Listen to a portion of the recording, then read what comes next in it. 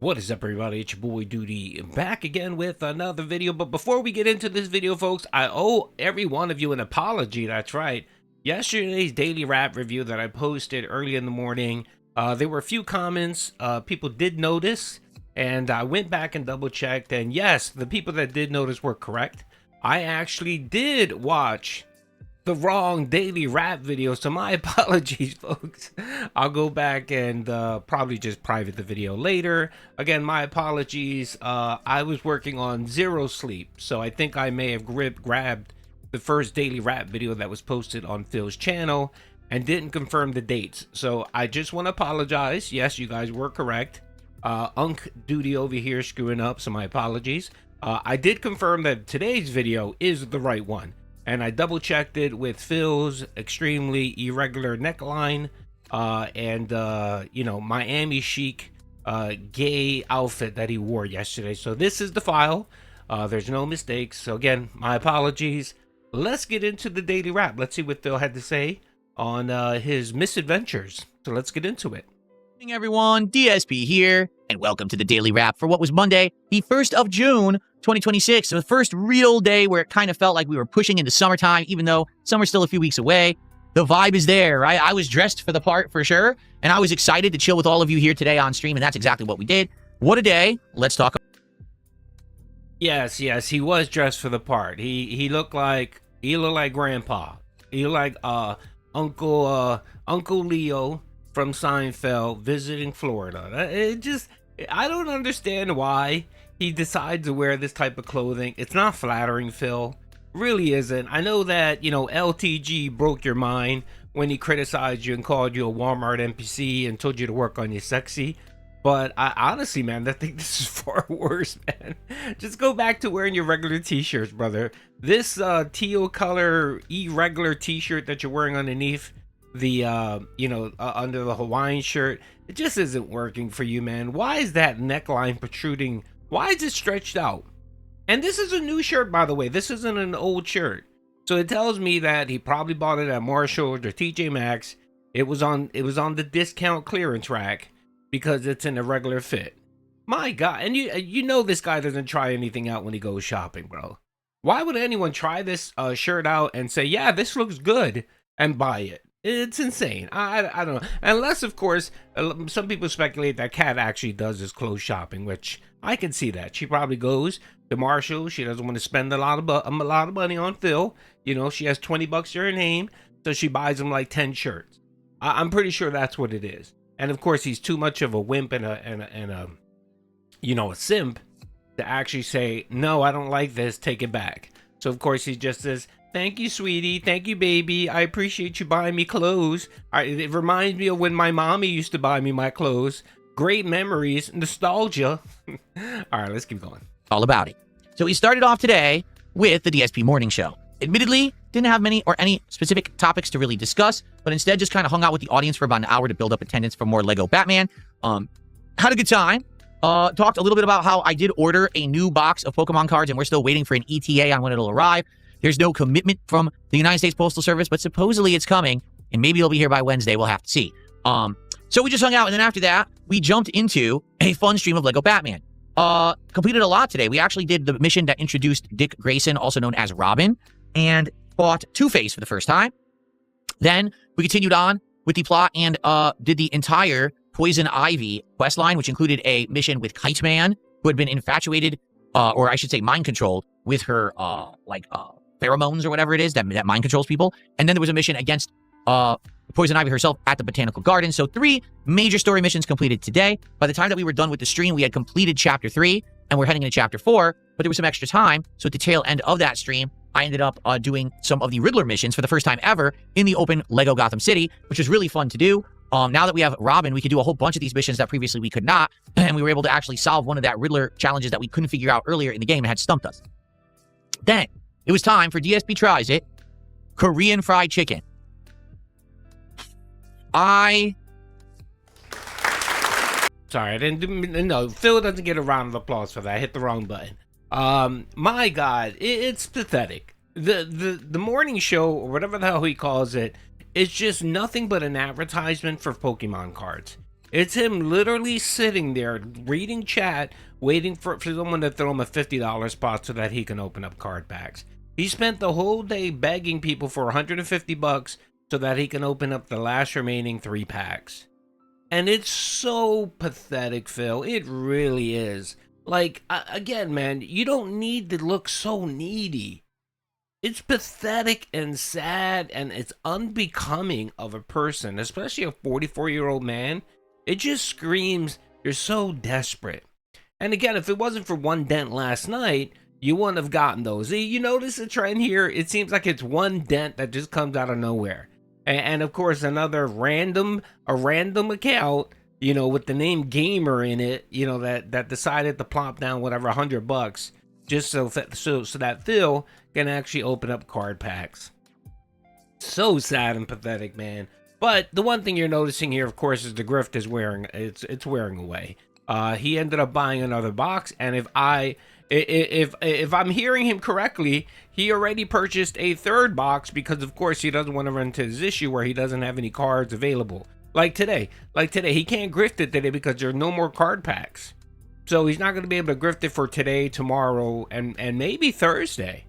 So you're going to see how desperate he becomes today, and it's going to be focusing on e-begging and the video game. Guys, I don't have the card packs, but, you know, you got to support me. You got to support the content, right?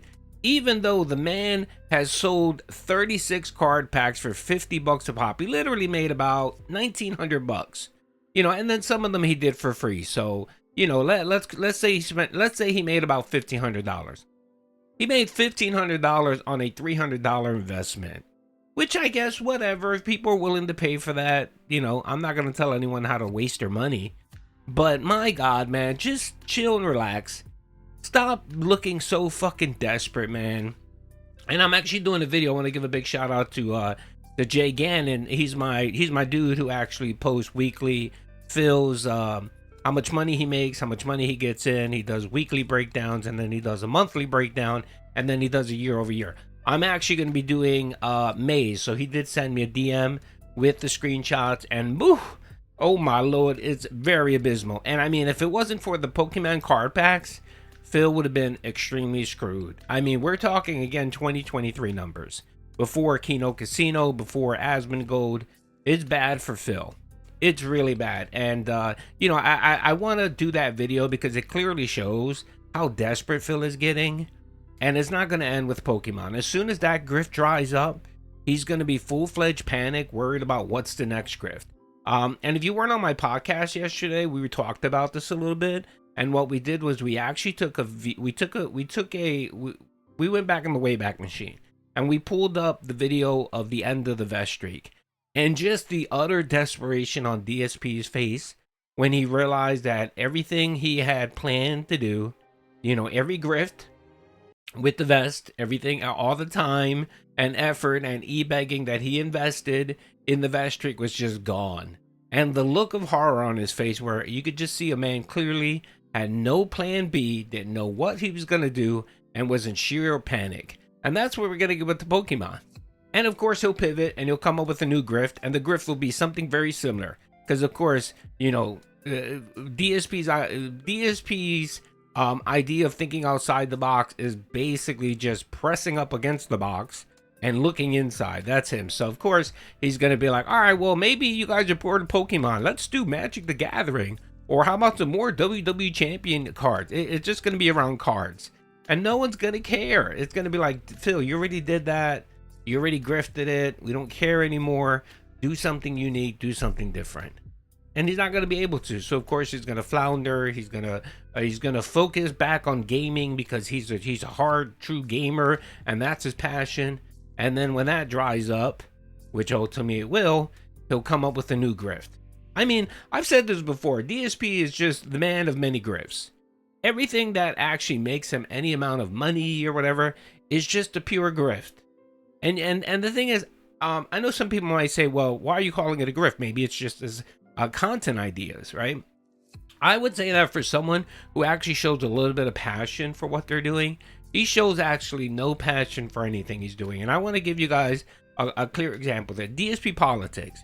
For years, he talked about how he didn't want to do politics because he knew that it would divide his community and he would get dumped on because, of course he won't take a position on anything. He'll just try to ride the fence and please everyone, which pisses off everyone when you do that.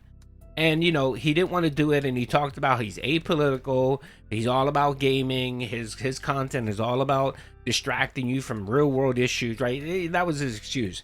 And then of course when he saw Kino Casino's election special where they made bank, pure bank, DSP looked at it and said, oh well, I could do that, I could do a politics show and I can make bank. And that's all. That was the mind frame that he had for DSP politics, was I'm gonna make as much money as I can. And when he didn't make that money, instead of looking at what he was doing and then maybe changing or tweaking it, or spending time trying to get better at his DSP politics show, maybe more interesting content or whatever, no, he didn't do it. He just quit. He just said, oh, people don't care, they don't want to give me any money, so let me go back to gaming. It was a pure money grab. Everything he does is a pure money grab. And when you have that intent with everything you do, people see that. People see that. Like, I rather support someone who they could come up with this interesting piece of content and I may not be interested in it, like I really don't care. But when you see them invest in it, have passion for it, and it's not a money grab, you'll be like, all right, it's not for me, but I can see where this guy is passionate about this, let me support him. You know what I mean? Because I may not like it, but other people might. And you might throw him a few bucks. Not with DSP, because every motivation he has is always tied around monetary compensation. Literally everything he does. It doesn't matter what it is. I mean, even owning a fucking cat, he tied it to monetization. Just the insanity that's this guy. I mean, it's insane living.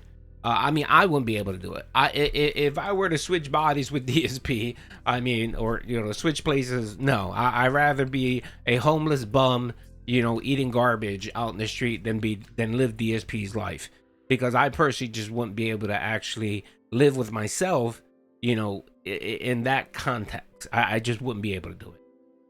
Don't really know what to say about this one. It was shockingly bad. I was insanely surprised that it was that bad. Like, I was actually disgusted in a way that I was never expecting. Not only was one of the sides they sell with this stuff absolutely revolting, the chicken itself was insanely disappointing compared to other fried chickens that I've had recently, such as the Chicken Joy from Jollibee. Like, I couldn't believe that. By the way, real quick, one other point too on the Pokemon. I know my content has been Pokemon focused lately, but I think we might see this. We might actually see a couple new card packs today. I have a feeling that DSP might wake up, or he didn't sleep last night, so desperate because he doesn't have any card packs, right? He might get up early this morning and go to Walmart or go to some store, go somewhere and actually try to buy some Pokemon packs. Maybe 4 or 5 of them, just to have them to tie him over until his order comes in.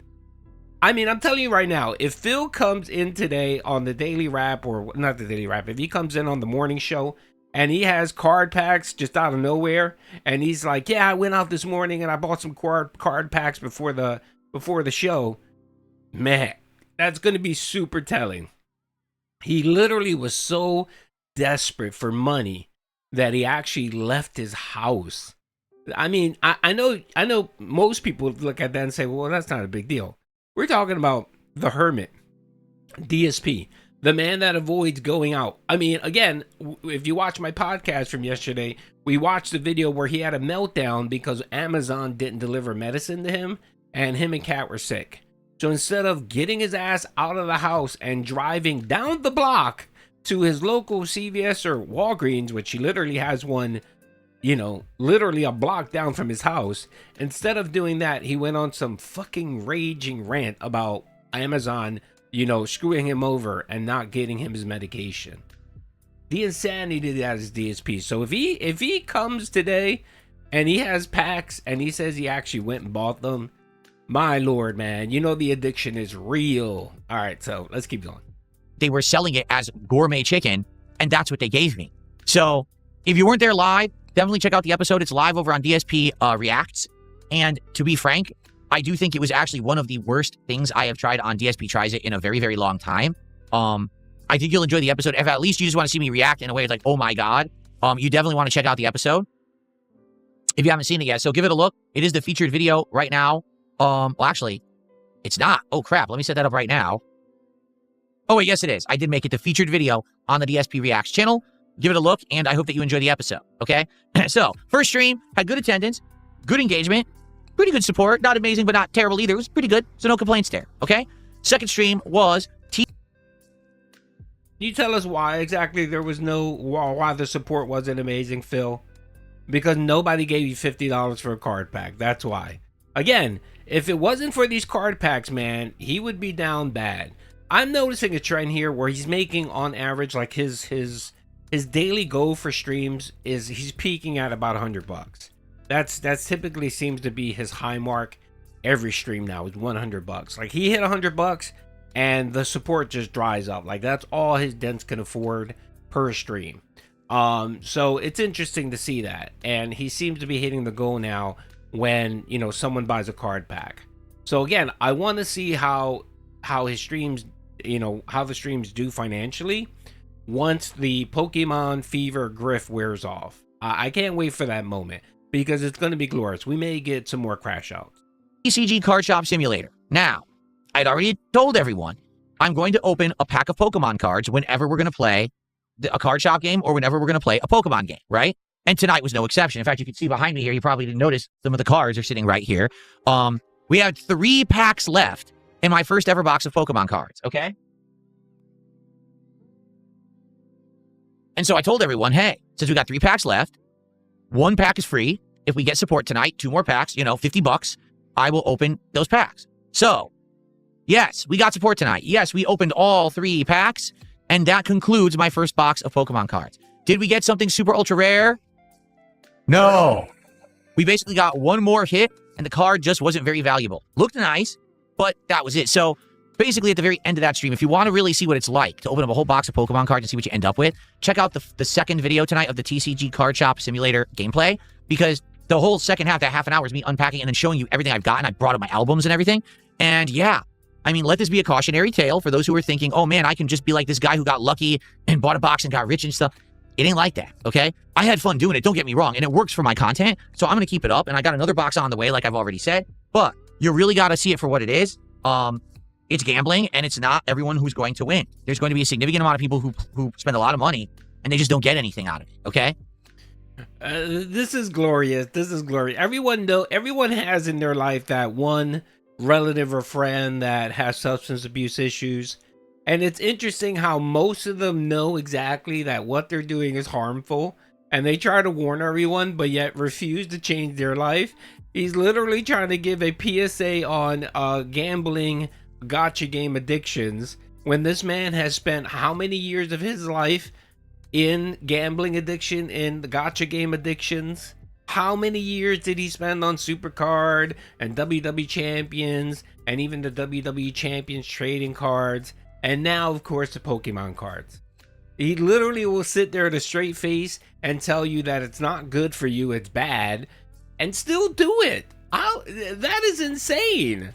Like, you know, it's funny when he goes on rants, and I'm literally sitting there listening to his rants and saying, dude, what do you, like, you're talking about yourself, you're describing yourself. Like, are you that delusional? Yeah, and he doesn't see it, you know what I mean? When he talks about people being lazy and crappy content creators and all that, and I'm looking at him like, Phil? Really, Phil? Really? You of all people? My God. Anyway, you know what? This video's gone on way long enough. I'm almost at 20 minutes. I can go on for more and more, but today should be interesting. The daily wrap, or not the daily wrap, excuse me, the morning show should be interesting. If he comes, I swear to God, I might die. If he comes with some extra packs that he went and purchased today, I may fall out. I may fall out because the addiction is taking root and there's no going back from it. All right. I hope you guys enjoy the video. Peace out.